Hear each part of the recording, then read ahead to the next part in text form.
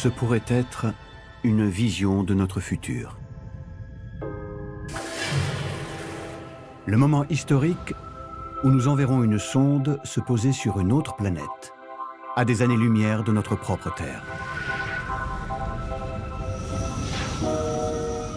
Sa mission, rechercher une forme de vie au-delà de notre système solaire.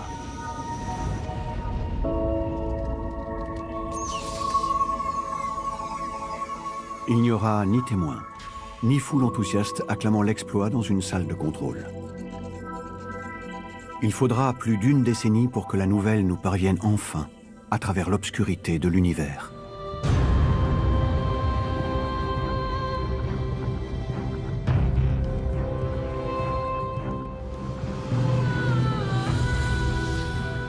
Les scientifiques posent aujourd'hui les premiers jalons, afin que ce rêve d'un voyage interstellaire devienne un jour réalité. Lorsque je regarde le ciel, je ne vois non pas des étoiles, mais des systèmes planétaires. Il reste à savoir si les planètes propices à l'eau liquide et à la vie sont courantes ou au contraire très rares. Ces pionniers se sont lancés à la recherche de planètes extrasolaires pour répondre à cette question fondamentale. Sommes-nous seuls dans l'univers? On se pose tous la question dès que l'on prend conscience du monde qui nous entoure. C'est la première génération dans l'histoire de l'humanité qui possède la compétence technologique pour répondre à cette grande question. Cette génération de chercheurs a imaginé pour nous ce que pourrait être une planète extrasolaire habitable. Ils ont élaboré avec nous l'architecture et le fonctionnement de notre vaisseau interstellaire. Ils ont cherché comment la vie pourrait s'épanouir sur cette hypothétique seconde Terre. Et se sont interrogés sur les enjeux et conséquences d'une telle découverte pour l'humanité.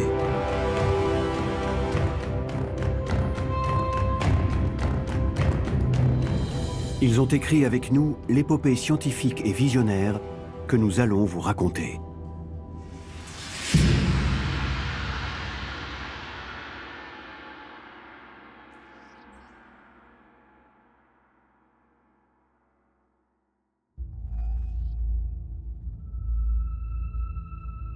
La vie existe-t-elle ailleurs que sur notre Terre?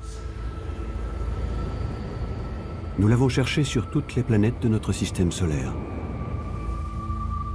Et nous sommes rentrés les mains vides. Mais la vie pourrait-elle exister ailleurs dans l'univers?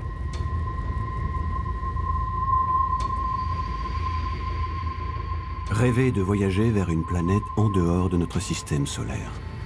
C'est rêver à une toute autre échelle, avec des moyens techniques jamais engagés jusqu'à présent.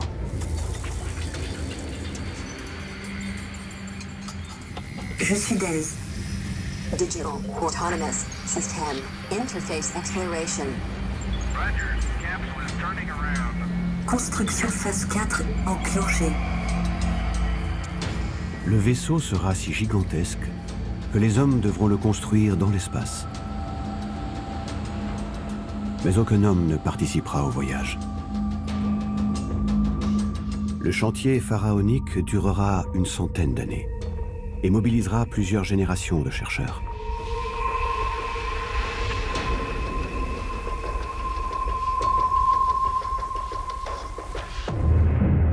L'objectif de la mission sera d'envoyer une sonde hors de notre système solaire à plusieurs années-lumière de notre monde, vers une jumelle de la Terre, que nous nommerons Minerva B.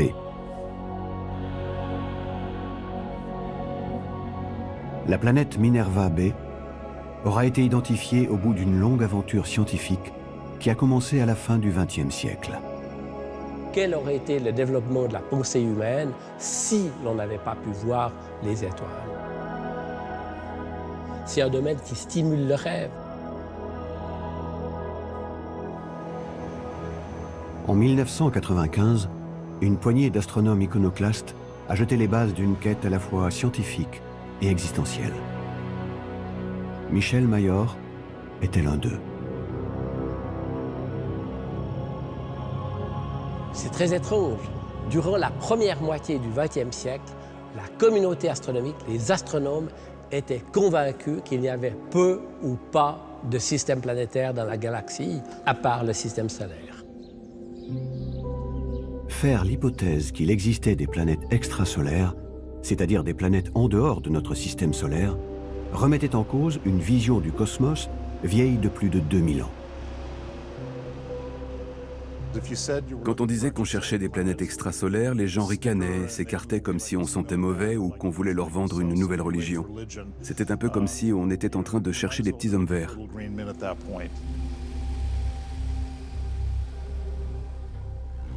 Déceler des planètes extrasolaires se heurte à un problème fondamental. Il est impossible de les voir directement. La lumière des étoiles est si brillante que tout objet céleste qui se trouve à sa proximité devient invisible. Les planètes, c'est des objets vraiment petits et faibles au point de vue luminosité comparé à l'étoile. Donc, l'obtention d'une image directe d'une planète, eh bien, c'est ça la grande difficulté. On est ébloui par les étoiles.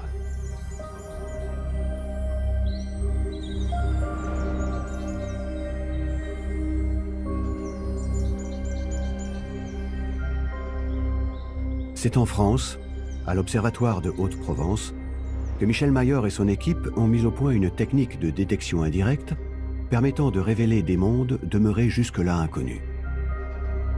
Les astronomes se sont basés sur les lois de la gravité qui stipulent que tout objet massif a forcément une influence sur un autre. Ils se sont servis du télescope de l'observatoire pour analyser précisément les infimes variations de position des étoiles qui pourraient être dues à la présence d'une planète. Pour comprendre cette idée extrêmement simple qui se trouve là derrière, imaginez que vous êtes tout en haut des gradins aux Jeux Olympiques et voyez un athlète extrêmement musclé qui a les bras tendus et qui oscille. Imaginons que l'athlète est une étoile. Le marteau est la planète qui orbite autour de cette étoile et la chaîne est le lien gravitationnel qui les unit l'une à l'autre. Si la masse de l'étoile fait orbiter la planète, la rotation de la planète influe elle aussi sur l'étoile et imprime à celle-ci une légère oscillation. Toute la difficulté de cette méthode consiste à essayer de percevoir cette infime oscillation. Ce télescope n'est pas du tout parmi les plus impressionnants du monde. Un télescope de moins de 2 mètres de diamètre. Actuellement, il y en a qui ont plus de 10 mètres dans le monde. Ce n'est pas ça qui a permis la découverte. Ce qui a permis la découverte, c'était l'instrument qui venait d'être développé et qui était connecté à ce foyer. L'instrument en question est un spectrographe. Il agit à la façon d'un prisme en décomposant la lumière émise par l'étoile en spectres de couleurs. Si l'étoile oscille sur elle-même en raison de la présence d'une planète, alors son spectre de couleurs varie au cours du temps. Quand l'étoile se rapproche de la Terre, la longueur d'onde de sa lumière se resserre et tend vers le bleu. Quand elle s'éloigne, sa longueur d'onde s'élargit et tend vers le rouge. Ces variations de couleurs entre le rouge et le bleu révèlent ainsi l'oscillation de l'étoile provoquée par la présence d'une planète.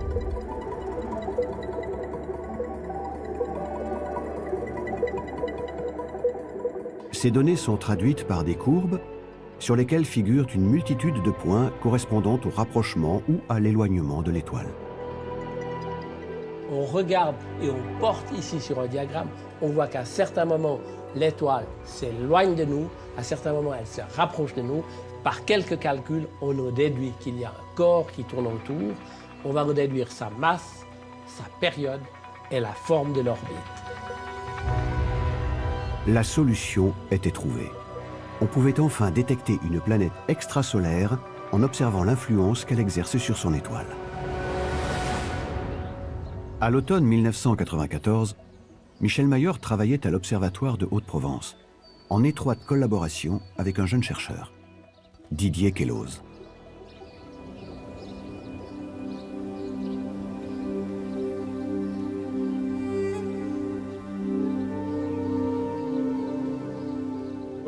J'étais seul à l'observatoire. Michel était en congé sabbatique. Il m'avait pour ainsi dire laissé les clés de la maison. Il ne s'attendait à aucun résultat.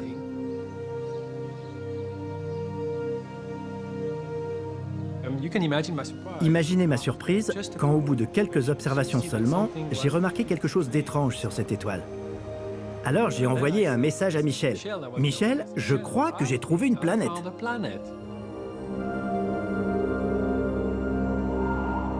La planète décelée par Kellos et Major se situe bien au-delà de notre système solaire, dans la constellation de Pégase, à 50 années-lumière de notre Terre. Sa découverte suscite rapidement l'intérêt de la communauté scientifique mondiale. La presse était sceptique, la communauté astronomique était sceptique. Alors on s'est mis au boulot durant la semaine qui a suivi l'annonce. La planète a fait le tour de son étoile en 4 jours. Ça collait parfaitement avec les données. Et à ce moment-là, on s'est concentré sur cette seule étoile avec nos ordinateurs. On était sous le choc. Major et Kellos avaient raison.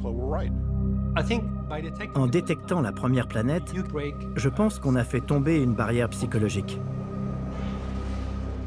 Vous savez, en science, c'est très rare de changer un paradigme, mais c'est ce qu'on a fait. On a changé de paradigme. Le 6 octobre 1995, Major et Kellos annoncent leur découverte. Ils ont détecté la première exoplanète de l'histoire de l'humanité. Ils la nomment Bellérophon, en hommage au demi-dieu grec, fils de Poséidon, qui parvint à dompter Pégase, le cheval ailé.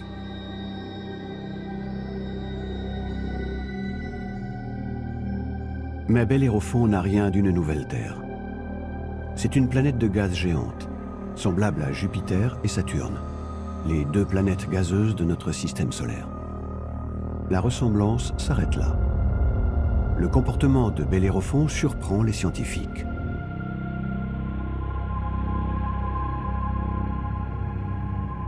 Jupiter et Saturne sont situés sur les orbites les plus reculées de notre système solaire, alors que Bellérophon est pratiquement rivé à son étoile.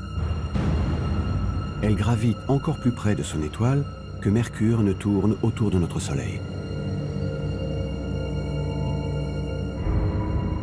Malgré cette proximité avec son étoile, le diamètre de Bellérophon est plus grand que celui de Jupiter, qui est déjà 11 fois supérieur à celui de la Terre. Cette énorme boule de gaz inaugure une nouvelle catégorie de planètes au comportement étrange, que les astronomes baptisent les Jupiters chauds.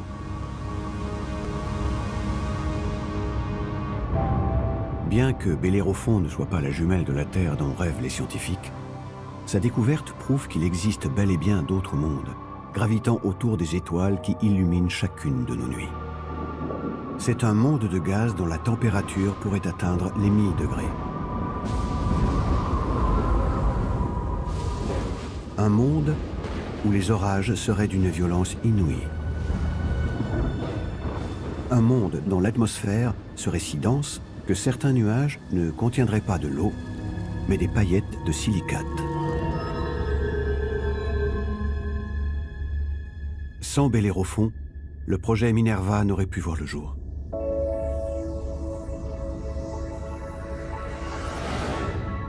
La découverte de cette planète établit la réalité des mondes extrasolaires. Acheminement du dernier réservoir d'hélium 3 en provenance de la base lunaire Alpha 7. Raccordement du réservoir.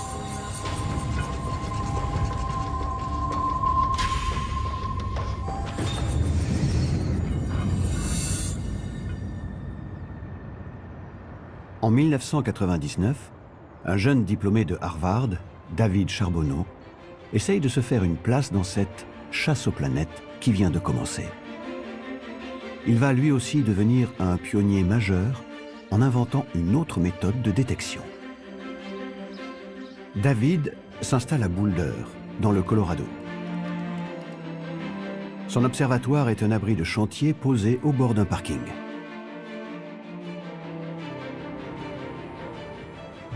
Il suppose que si une planète passe devant son étoile, la luminosité de cette étoile devrait varier. Ce passage, appelé transit, occasionne une mini-éclipse. Si ce phénomène de mini-éclipse se produit périodiquement et régulièrement, on peut en déduire qu'une planète est en orbite autour de celle-ci. Mon idée était que si notre ligne de vision est alignée précisément avec l'orbite de la planète, à chaque fois qu'une planète passe devant son étoile, elle bloque une partie de sa lumière. C'est un signal que nous pouvions détecter. Il y a beaucoup de planètes dont l'orbite ne passe pas devant leur étoile. Et pour celles-là, malheureusement, la méthode des transits ne marche pas. Pour Charbonneau, la difficulté est donc de trouver un système planétaire exactement dans l'axe optique de son télescope.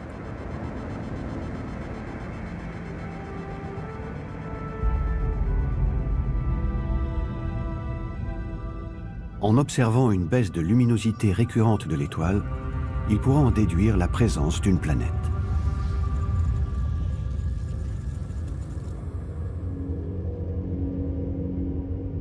David Charbonneau ne regarde pas le ciel au hasard.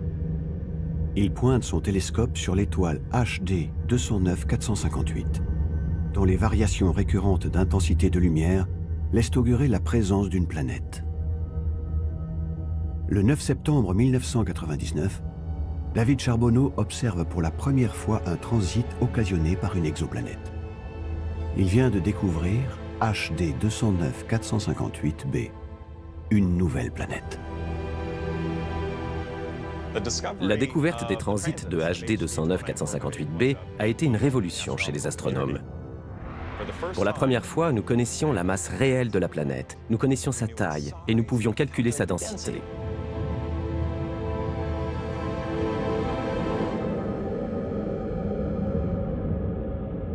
HD 209-458b, baptisée Osiris en référence au dieu des morts égyptien, est elle aussi une géante gazeuse dépourvue de surface rocheuse.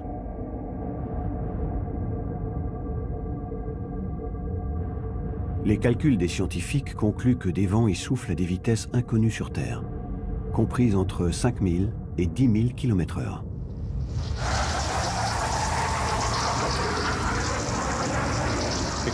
Nous l'avons comparé à la densité des planètes du système solaire. Ça a confirmé que ces mondes étaient vraiment des Jupiters chauds, de grandes planètes gazeuses gonflées en raison de leur proximité avec leur étoile. Charbonneau, comme Mayor et Queloz avant lui, a bien trouvé une planète extrasolaire. Mais les trois astronomes n'ont découvert jusque-là que des géantes gazeuses. Une question taraude les scientifiques. Est-il possible de trouver des planètes rocheuses de la taille de la Terre? Des planètes constituées de roches. Des planètes plus petites que les Jupiters chauds. Procédure finale de sortie d'orbite terrestre enclenchée.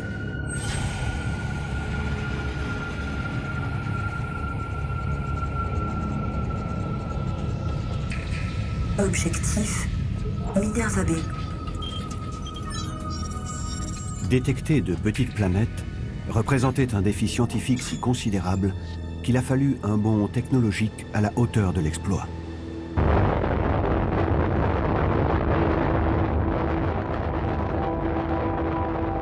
En 2009, le lancement de Kepler, le premier télescope spatial entièrement dédié à la recherche d'exoplanètes, offre aux astronomes le sésame technologique qu'ils attendaient.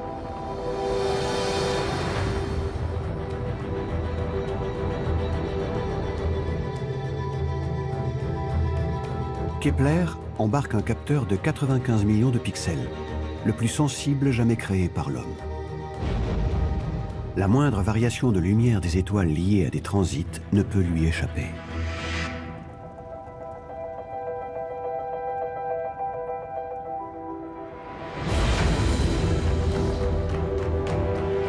Kepler est si puissant que si on le tournait vers la Terre, il détecterait le faisceau d'une simple lampe torche. Pour la première fois, les astronomes disposent d'un équipement capable de repérer des planètes rocheuses de la taille de notre Terre.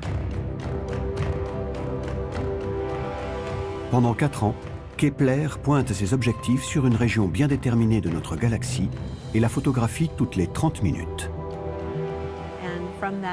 Grâce à ces données, on a identifié plus de 4000 transits d'exoplanètes potentielles. En croisant avec d'autres méthodes, on a pu vérifier que la moitié d'entre elles étaient bien réelles. Nathalie Batala, astrophysicienne au Ames Center de Californie, fait partie de cette nouvelle génération d'astrophysiciens dont les découvertes de Major, Queloz et Charbonneau ont transformé la carrière. En 2011, grâce au télescope Kepler, elle identifie le premier monde rocheux situé hors de notre système solaire, Kepler 10b. Kepler 10b marque le début d'un vaste catalogue de planètes plus insolites les unes que les autres. Ce sont des mondes rocheux, d'à peu près la même densité que la Terre, mais ils orbitent si près de leur étoile que leurs températures de surface sont au-dessus de celles de la fusion, non pas de la roche, mais de l'acier.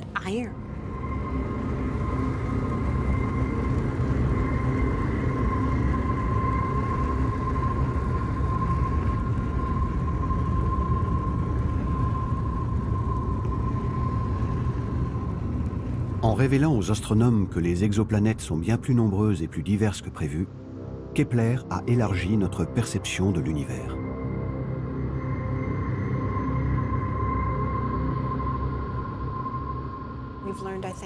On a appris 3 choses très importantes. La première est que chaque étoile qu'on voit quand on regarde le ciel la nuit a au moins une planète. La seconde, c'est que la nature fabrique plus efficacement des petites planètes que des grosses planètes. Enfin, on a acquis une idée du pourcentage d'étoiles qui hébergent des planètes de la taille de la Terre et qui sont potentiellement habitables. D'après nos résultats, il est de 22 à 25%. En appliquant ce ratio, 1 millier des 4000 exoplanètes découvertes par Kepler seraient donc de petites planètes rocheuses potentiellement habitables. En extrapolant, 1/4 des étoiles de l'univers pourraient avoir en orbite une planète similaire à la Terre.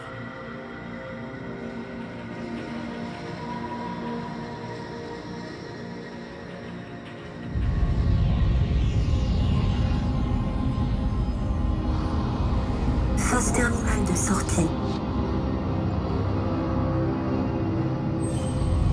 18 heures avant lancement.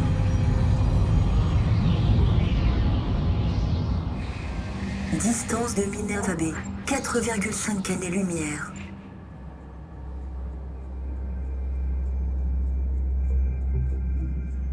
La découverte de mondes rocheux ne suffit pas. Pour que Minerva B, la planète cible de la mission, soit habitable, il faut qu'elle rassemble certaines particularités physiques et chimiques que l'on retrouve sur Terre. Car la seule planète abritant la vie que nous connaissons pour l'instant, c'est la nôtre. Même dans les environnements les plus extrêmes, comme dans les glaces et les laves des volcans, la Terre rassemble les conditions qui permettent à la vie de s'épanouir. Le planétologue François Forget, spécialiste des modélisations climatiques des exoplanètes, aime s'aventurer en Islande. Il y trouve, sous toutes ses formes, un élément essentiel à la vie, l'eau. La vie a besoin d'eau. Alors cela dit, de l'eau, on pense qu'il y en a presque partout dans l'univers, mais essentiellement en fait sous forme de glace. Et c'est pas ça qu'il faut. La vie telle qu'on peut l'imaginer chimiquement et surtout telle qu'on pourra la reconnaître, ce qu'il faut vraiment c'est de l'eau liquide. Et ça c'est pas évident parce qu'il faut les bonnes conditions de température, de pression.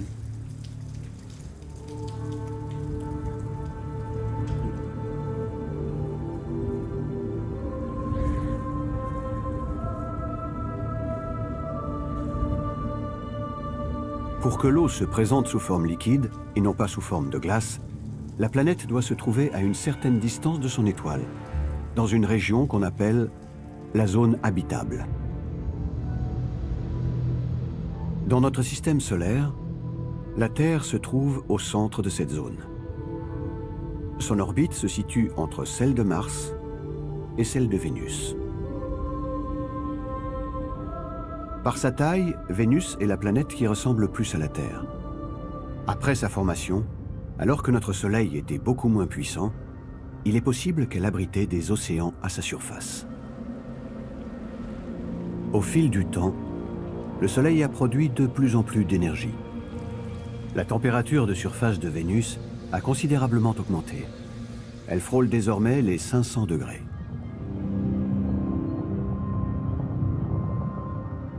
Si Vénus possédait des océans, alors ils se sont évaporés.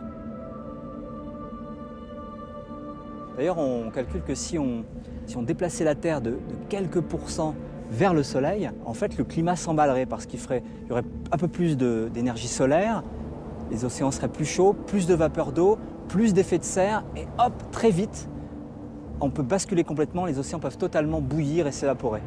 Et inversement, avec la Terre telle qu'on la connaît actuellement, si on la déplace de quelques pourcents vers l'extérieur, on l'éloigne du Soleil, il va faire plus froid, il y aura plus de neige, plus de glace, et cette neige réfléchit au rayonnement du Soleil, ce qui fait qu'il fait de plus en plus froid, et ça s'emballe inversement, et la Terre peut être complètement couverte de glace, ce qu'on appelle une Terre boule de neige.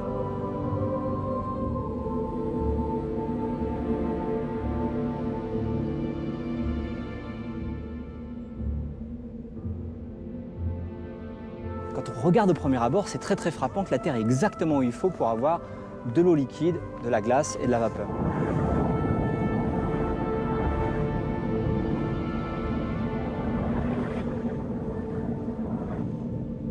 Ce qui fait que la Terre est particulièrement propice à la vie, c'est pas seulement qu'elle est couverte d'eau liquide, d'océans aujourd'hui, mais surtout qu'elle a été pendant toute son existence, pendant 4 milliards d'années, ce qui a permis à la vie de naître et d'évoluer.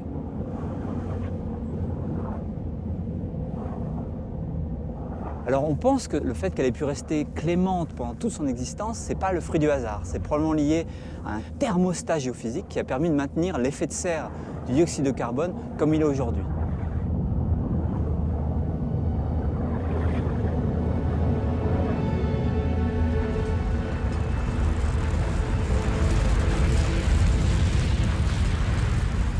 Le CO2 rejeté par les volcans sous forme de gaz dans l'atmosphère réchauffe la Terre en piégeant la chaleur provenant du Soleil et en empêchant, tel un couvercle, la surface terrestre de se refroidir.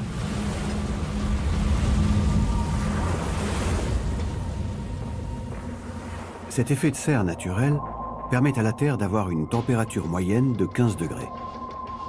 Sans effet de serre, elle ne serait plus que de moins 18 degrés.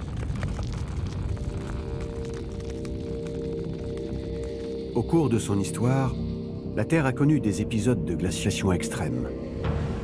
Mais grâce à l'effet de serre, elle a toujours fini par revenir à des conditions favorables à la vie. Petit à petit, il devient possible d'entrevoir ce à quoi Minerva, notre hypothétique jumelle de la Terre, devrait ressembler pour abriter la vie. Minerva, si c'est une planète propice à la vie telle qu'on peut l'imaginer, eh bien, ce sera une planète propice à l'eau liquide. Et qu'est-ce qu'il faut pour qu'il y ait de l'eau liquide, en particulier de l'eau liquide à la surface? Il faut que les conditions de pression et de température soient adaptées, qu'il y ait une atmosphère qui aille bien, que l'eau liquide soit présente pendant suffisamment longtemps, peut-être des dizaines, centaines de millions d'années au moins pour que la vie apparaisse. Donc il faut donc un climat stabilisé par une géophysique qui permette de maintenir le climat adéquat. Il faut que l'atmosphère et les océans ne s'échappent pas dans l'espace, il faut que la planète soit suffisamment massive, il faut plein de choses, des choses sur lesquelles on enquête encore actuellement. Pour trouver une autre Terre propice à la vie, il va donc falloir détecter une petite planète rocheuse possédant de l'eau liquide à sa surface et une activité volcanique. Les astronomes décident alors de changer d'approche. Pour trouver une jumelle de la Terre, ne faudrait-il pas d'abord trouver la bonne étoile?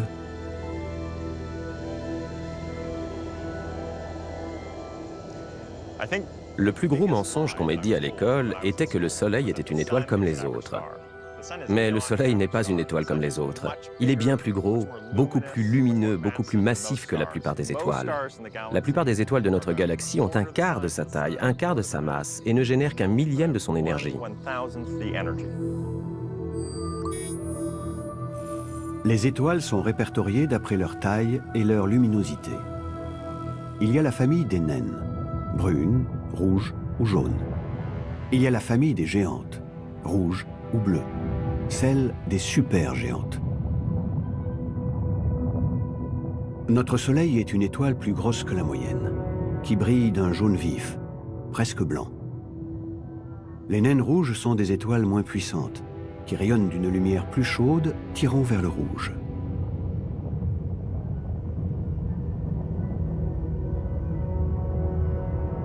Les astronomes pensent que la détection de planètes rocheuses, comme notre Terre, sera plus facile en observant des étoiles moins lumineuses et plus petites que notre Soleil, les naines rouges.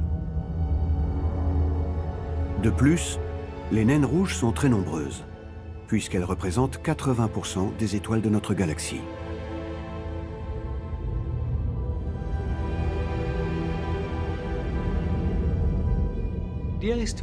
L'idée est de rechercher les petites planètes autour des étoiles les plus petites possibles. Les étoiles les plus petites sont si petites qu'elles ont environ la taille de Jupiter. Vous vous rendez compte? Ça veut dire que si une planète comme Jupiter orbite autour d'une étoile qui a la même taille, elle l'éclipse totalement lorsqu'elle passe devant. La Terre est 10 fois plus petite que Jupiter. Donc proportionnellement, quand elle orbite autour d'une étoile de la taille de Jupiter, c'est quelque chose de facile à détecter.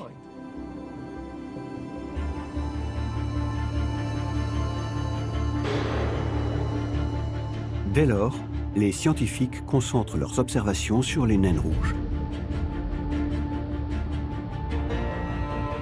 Proxima Centauri, la naine rouge la plus proche de nous, se trouve à 4,25 années-lumière.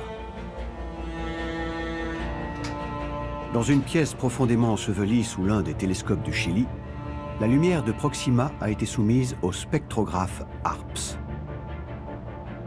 Extrêmement sensible, HARPS a détecté une faible oscillation de l'étoile causée par l'orbite d'une minuscule planète. Une planète rocheuse semblable à la Terre, baptisée Proxima b.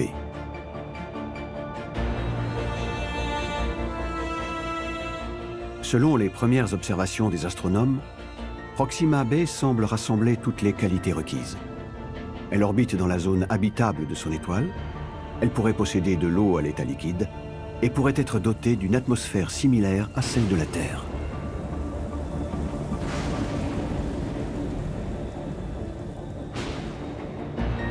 Cette découverte suscite l'enthousiasme des chercheurs.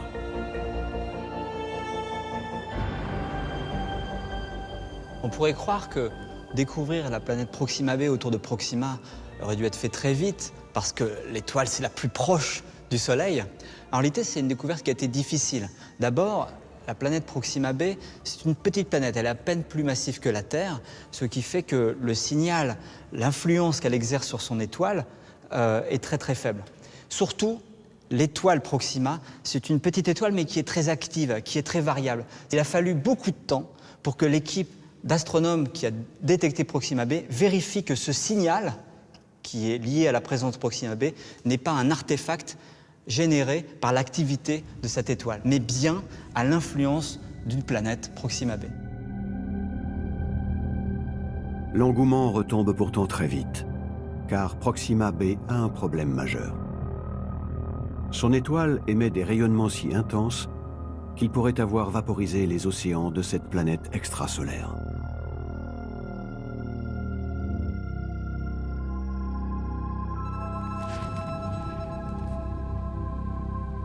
Malgré la déception, la chasse aux exoplanètes a opéré un tournant décisif.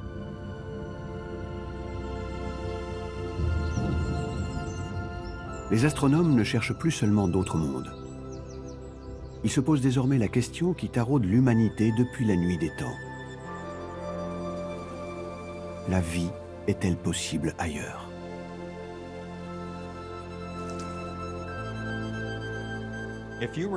Un astronome extraterrestre qui observerait les planètes de notre système solaire verrait qu'il y a quelque chose de très différent sur la Terre. Il verrait que l'atmosphère y est pleine d'oxygène, et il saurait que l'oxygène ne peut être le fruit d'un processus géologique. Ainsi comme pour la présence d'oxygène sur Terre, si une autre forme de vie existe dans l'univers, elle doit laisser des traces dans l'atmosphère de la planète sur laquelle elle résiderait.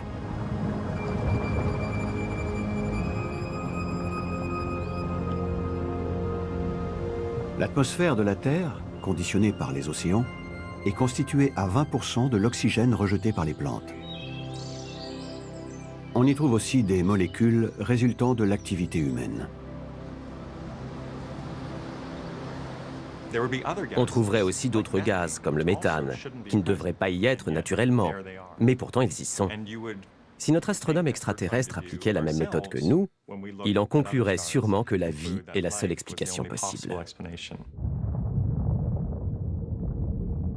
David Charbonneau et son équipe ont mis au point une méthode pour identifier les molécules présentes dans l'atmosphère des exoplanètes. Ils observent le moment où celles-ci passent devant leur étoile. Éclairées en contre-jour, les molécules deviennent alors plus facilement identifiables. D'autant que chacune d'entre elles possède sa propre signature de couleur. La planète passe devant l'étoile.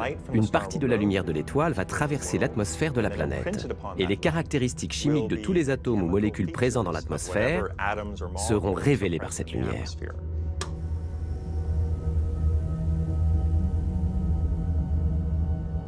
Pour démontrer la validité de sa méthode, David Charbonneau choisit de traquer la molécule de sodium naturellement présente dans l'univers. Il se sert du télescope spatial Hubble, qui cartographie l'univers depuis 1990.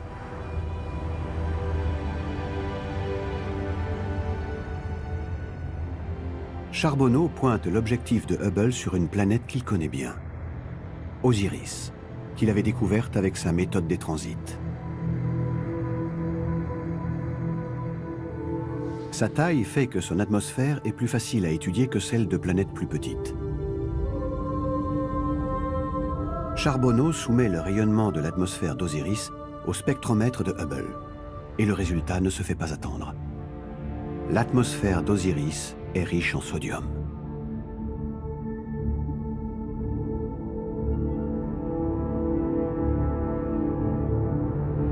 La méthode d'analyse est concluante pour une géante gazeuse. Mais sera-t-elle efficace pour analyser l'atmosphère d'une petite planète rocheuse? Alignement sur la trajectoire de Minerva B terminé. 5 heures avant lancement.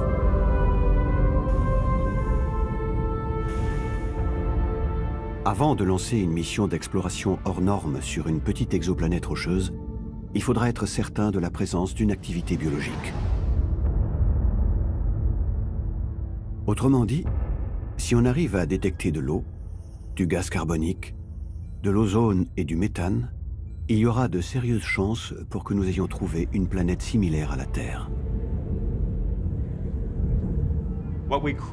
On brûle d'envie d'étudier l'atmosphère d'une planète comme la Terre. Bien sûr, les planètes comme la Terre sont forcément bien plus petites que les géantes gazeuses. Il est donc plus difficile de les détecter et d'en étudier l'atmosphère.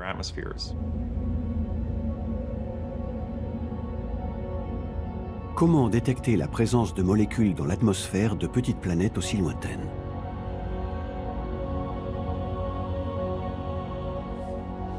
La solution va peut-être venir de la machine que le monde de l'astronomie attend avec impatience. Le télescope spatial James Webb, dont le lancement est prévu en 2019.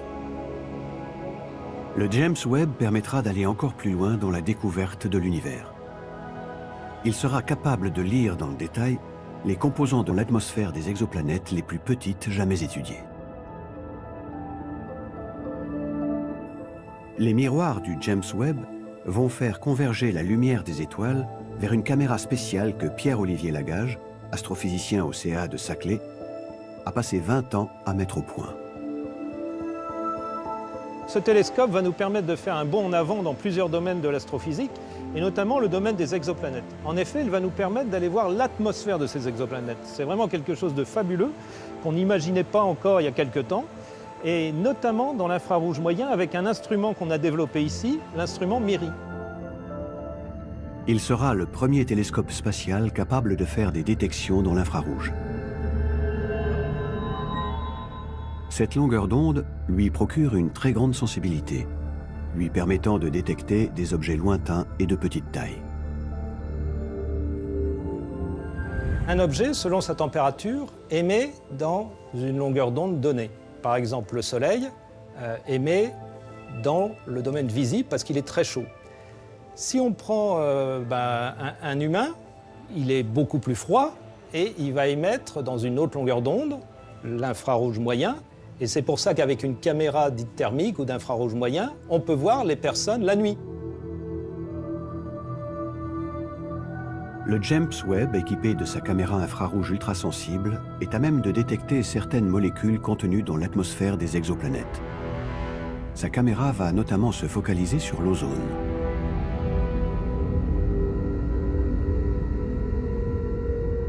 Pourquoi de l'ozone? Parce que l'ozone, naturellement, sans vie, sans oxygène, on pense qu'il n'y en a pas. Donc on pense que c'est vraiment quelque chose qui est une trace de vie. Et dans le domaine de l'infrarouge moyen de notre instrument, on a justement cette signature d'ozone. La caméra MIRI sera à l'origine d'un autre exploit technologique. Si la détection des exoplanètes se faisait jusqu'alors de façon indirecte, cet instrument va désormais permettre de les observer directement.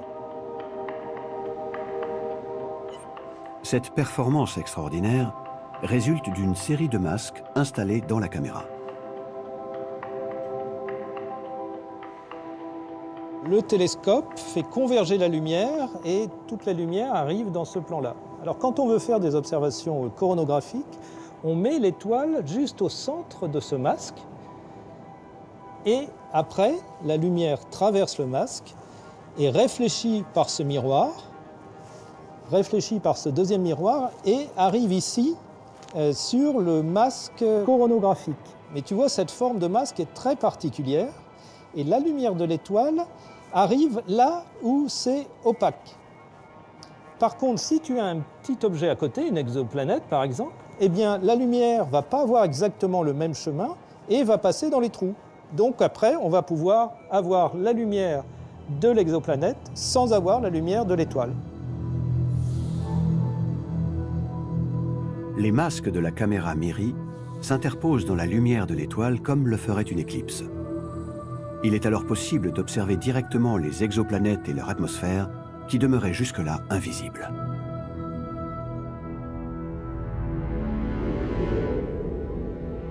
Alors ça sera autour de petites étoiles, hein. On n'est pas encore capable d'avoir des terres. Il va y avoir un satellite, le satellite TESS de la NASA, qui va être lancé pour essayer de trouver les bonnes cibles.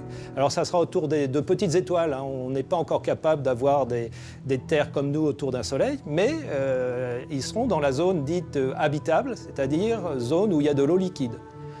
Ça va être des observations très très difficiles, on ne peut pas garantir le résultat, mais on va essayer.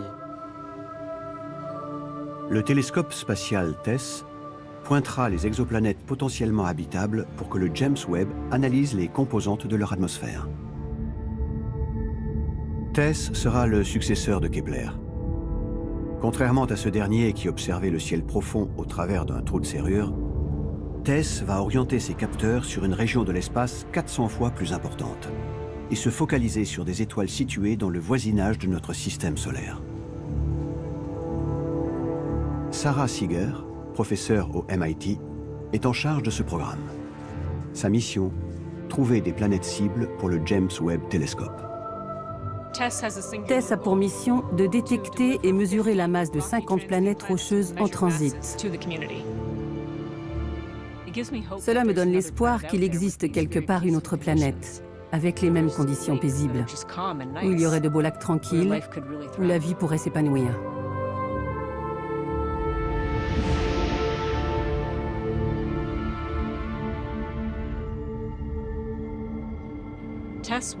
TESS doit détecter les étoiles les plus proches de nous, vraiment très proches.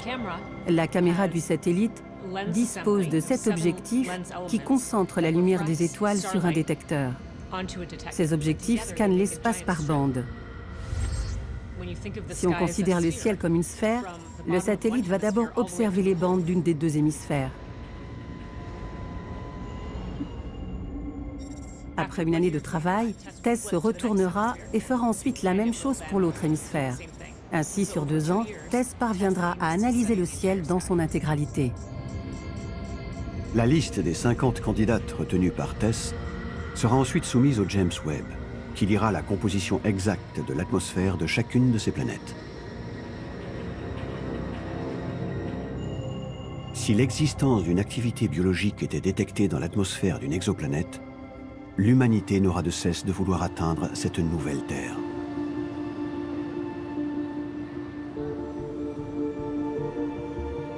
C'est le défi que s'est lancé le professeur Phil Lubin, de l'Université de Santa Barbara. Il est à l'origine d'un ambitieux projet de voyage au long cours, le projet Starshot. Le principe consiste à envoyer une flottille de mini-vaisseaux équipés de caméras à travers l'espace. Des vaisseaux capables de parcourir des distances jamais atteintes jusqu'à maintenant en un minimum de temps.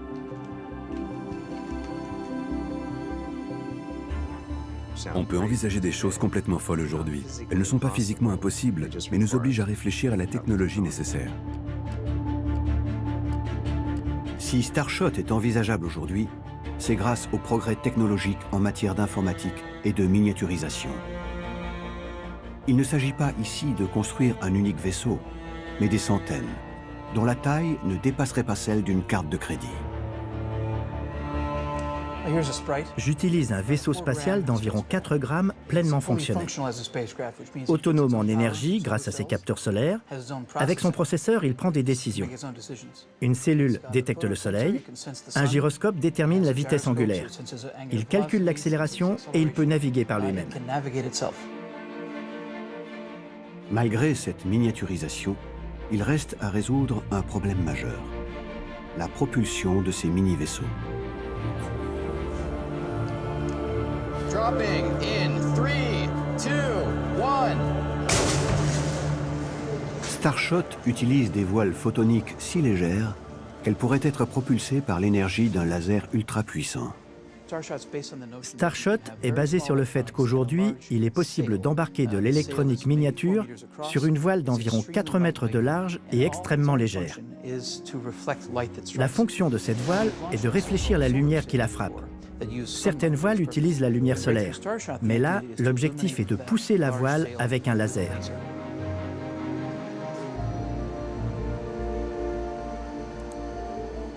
La voile serait propulsée avec l'énergie transmise par les particules de lumière du laser qui se réfléchiraient à sa surface. Elle serait ainsi poussée dans l'espace par un vent de lumière.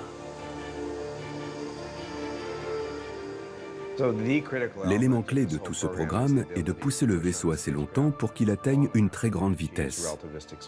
On essaie d'atteindre 20% de la vitesse de la lumière. On a donc besoin d'un nombre important de rayons laser synchronisés. Le nombre de lasers nécessaires pour propulser Starshot occuperait une surface d'1 km². Chaque impulsion consommerait 100 gigawatts d'énergie électrique, ce qui équivaut à la puissance de 15 réacteurs nucléaires.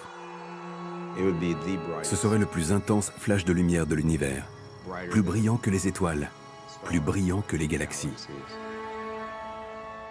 Une sorte de hangar à voiles serait installé en orbite autour de la Terre. Une à une, les voiles équipées de nano-vaisseaux seraient positionnées pour recevoir le tir de laser et atteindre leur vitesse de pointe en seulement quelques minutes. Ainsi, ce serait une véritable armada de mini-vaisseaux qui seraient envoyés vers toutes les cibles repérées par le télescope James Webb. L'espace n'opposant aucune résistance, même avec les lasers éteints, les vaisseaux continueront d'avancer à 20% de la vitesse de la lumière. L'un d'entre eux pourrait atteindre Proxima, l'étoile la plus proche de nous, en seulement 20 ans. Comparativement, la sonde Voyager, envoyée par la NASA en 1977, mettrait 30 000 ans pour faire ce même voyage. D'ici un siècle, un des mini-vaisseaux du projet Starshot pourrait photographier une planète sur laquelle tous les indices d'une activité biologique sont rassemblés. Les astronomes la baptiseront Minerva B. Minerva B sera reconnue comme la première planète similaire à la Terre. Une mission interstellaire sans précédent sera alors engagée. Lancement dans 10 secondes.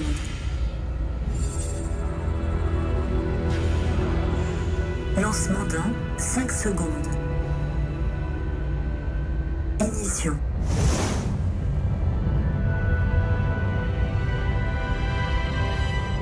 Le vaisseau spatial géant d'où partira la sonde d'exploration est achevé à l'été 2157. Il est lancé en octobre de la même année.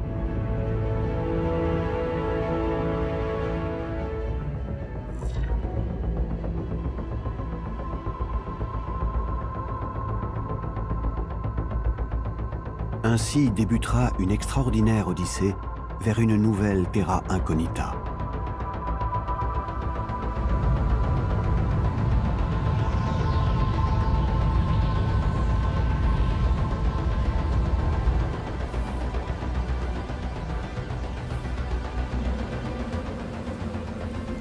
Ce vaisseau sera un émissaire de l'humanité à destination d'autres formes de vie. Pourtant, aucun humain ne sera à son bord.